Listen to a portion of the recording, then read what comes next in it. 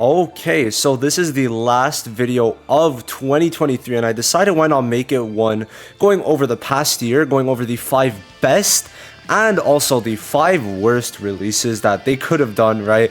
So we're going to be talking about the metas that they came in and all of that, but first of all, I want to say to most people, it's probably already 2024, so Happy New Year, man. Thank you guys for an insane year. December has been the best month on YouTube ever, and it's been just a really good month because of you guys, and I hope you guys continue watching my videos, and I hope overall that Black Clover keeps on improving. I'm just excited for the future, especially January, bro. Yami and Mario in 1 month, and then Zora a month later. Man, it's gonna be good. So yeah, thank you guys so much for just watching the videos, supporting, and yeah, man. Let me know what you guys are expecting or hoping for in 2024, and which unit you want the most in 2024 besides the ones already announced up to February. After that, let me know what you want, right? Because we know about what Vanessa, Mario, Leona, Zora, Ceremony, Yami, and Lux. So yeah, it's looking pretty good. So let's look at these units, talk about the best releases and the worst releases. So we know, first of all, Julius is probably the best release just in general. What he did for the game was pretty good. He was a very good DPS, and he brought up the meta because of the fact that the meta was kind of stale for a month and a half. Okay, Noel released on JP. What? This is also, by the way, more of a JP thing because obviously, I mean, he still helped global, right? But we're looking more at a lot of JP units. But he released a month and a half after Noel. That was the first unit that even attempted to really go after Noel, because Kyoto, sure, he was there, but if Noel had her big barrier, then it still wasn't going to do enough. But Julius, what he did was be quicker than her, be able to stun her, slow her down a lot, stop her from using her skill too. He was the complete counter, right? So this was the first person to really challenge Noel on the JP meta a lot and start to kind of change the meta more to a quick-paced meta, or also more shifting towards the blue meta because of the fact that Charmy around this time was also out, so it was not just the Noel meta anymore. And yeah, it's crazy though, because he was the first thing to really grace this game after a month and a half. That was hype.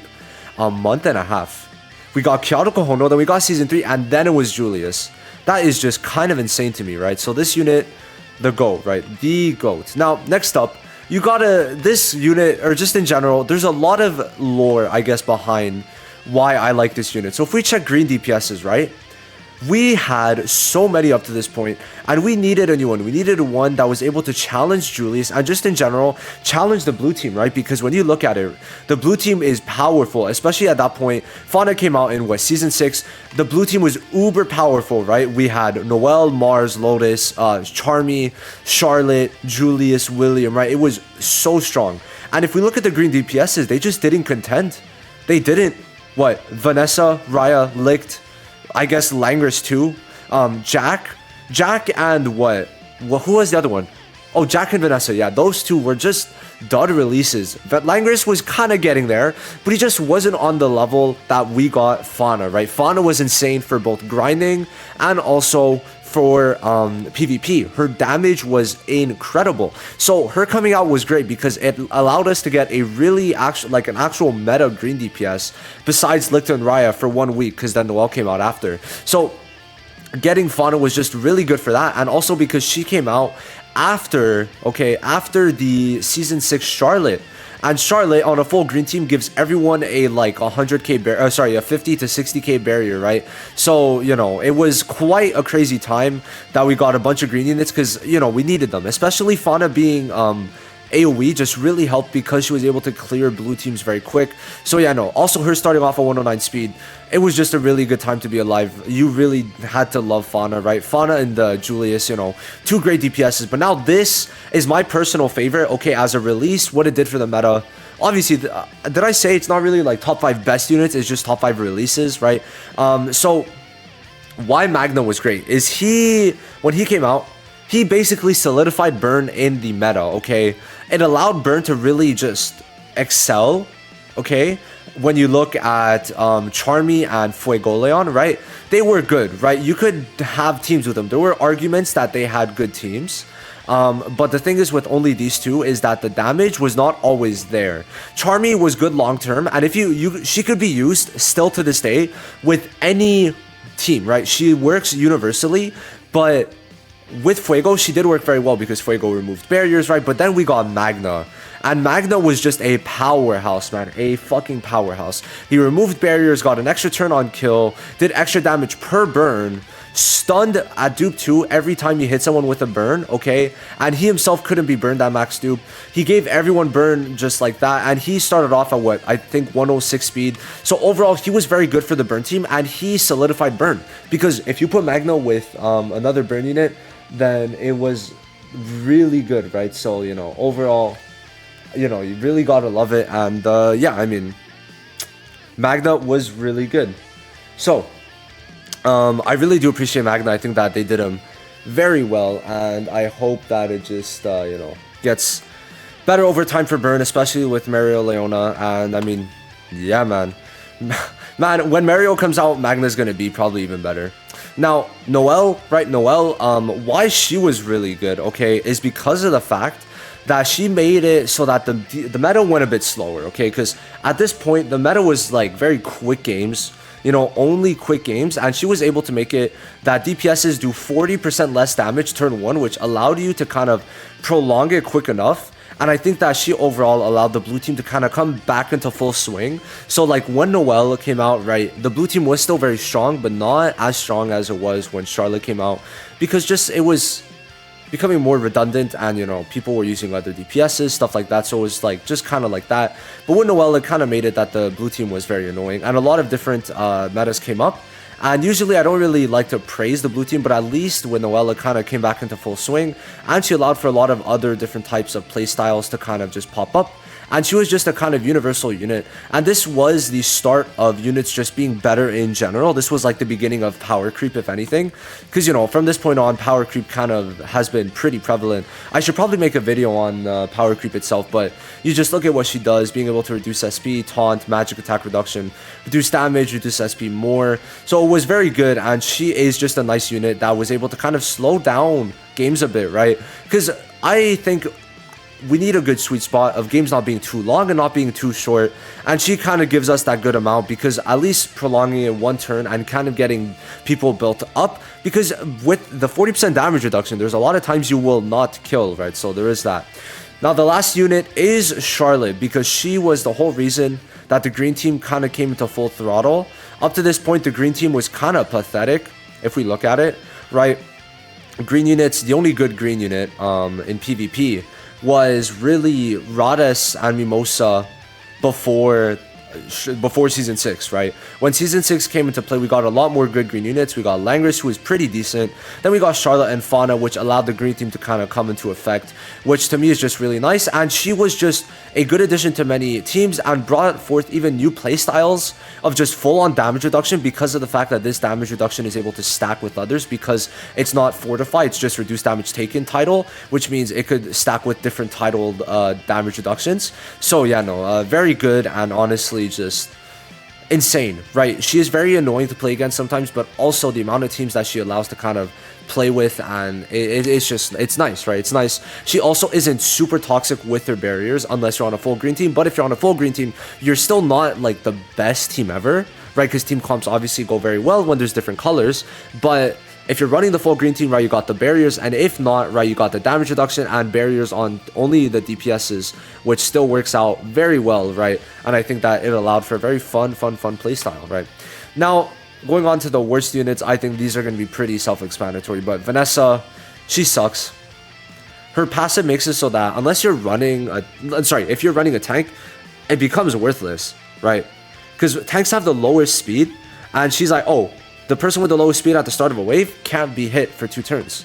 So you just can't target the tanks, right? Now, her skills themselves are also really bad.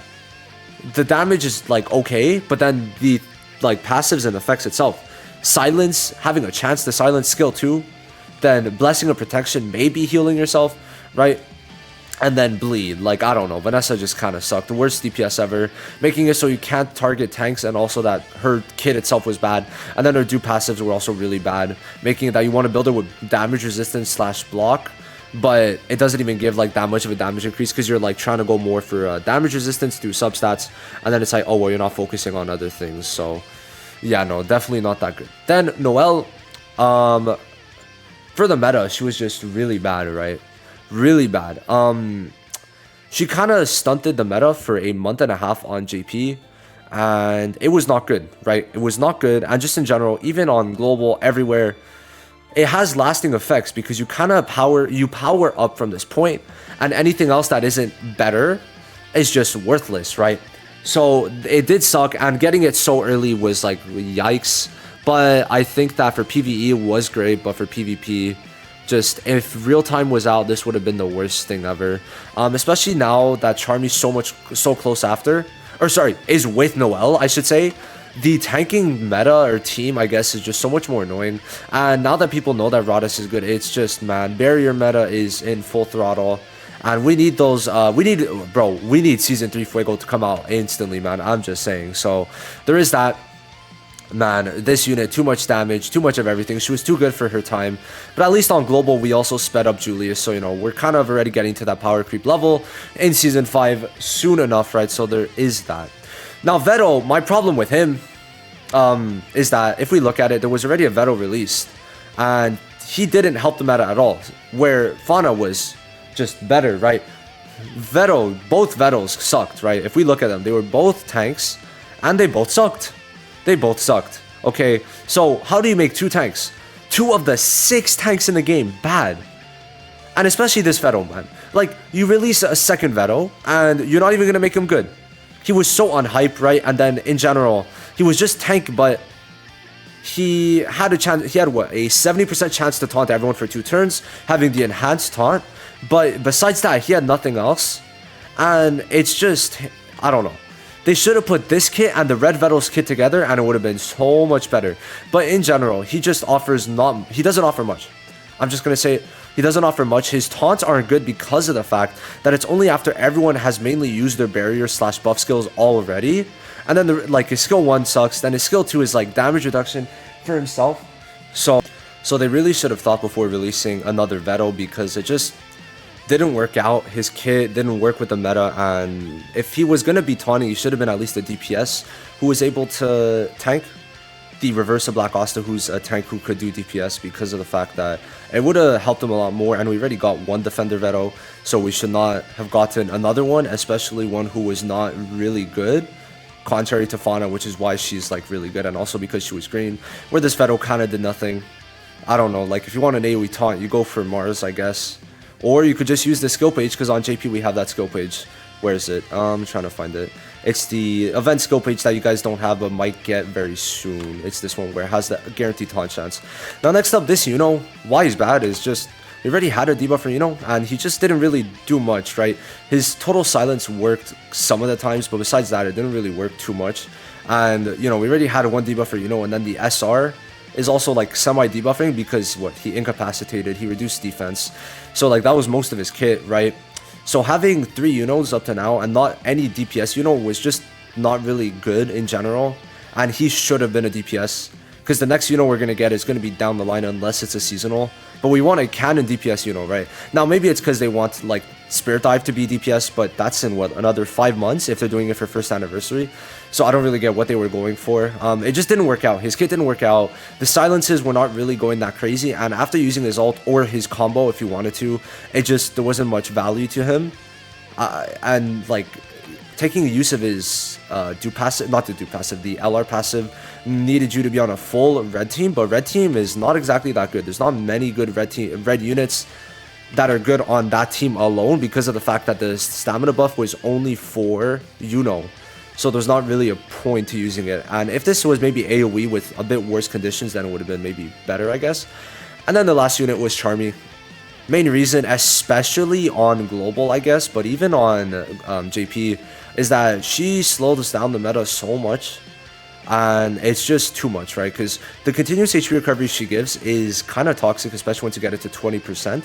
And then it's with the increased defense level 3 that makes it very strong, because of the fact that increased defense level 3 is the highest in the game and just usually makes them very tanky. And then you could like start stacking the continuous heals and it gets kind of crazy. And then you also have, with the do passive, the extra healing every turn. So having all of this together kind of makes it so that she is just keeping people alive for too long, right? For too long, especially on a full blue team, it kind of gets a bit annoying. and releasing her I think was just really bad for the blue meta. If the blue team was without Charmy, I think the blue team would be a lot more balanced. But this Charmy on a blue team is just the most annoying thing ever. You'll see when she heals like 30k per like, well, what? It's 15k per turn, per ally turn. But then once you get to one person's turn, that's a 45k, 60k heal right away. You're getting like people full heals every time just someone uses a skill. So I don't know. I feel like her release was a bit toxic, especially since they followed her up very shortly after with the Charlotte in Season 4 and then also the Noelle in Season 5. And on Global it might be even worse. But no, especially because of the team already releasing Charmy was just not a good idea. So that is the top 10 units of, or top 5 I guess, best and worst. I just think Black Asta kind of falls in the middle. He was kind of a fumbled release, but he's not bad enough for me to say he's the worst. But hey, he could have been on there. He could have easily been on there. So thank you guys for watching this video, and I will see you guys on the next one in 2024. So yes, Happy New Year.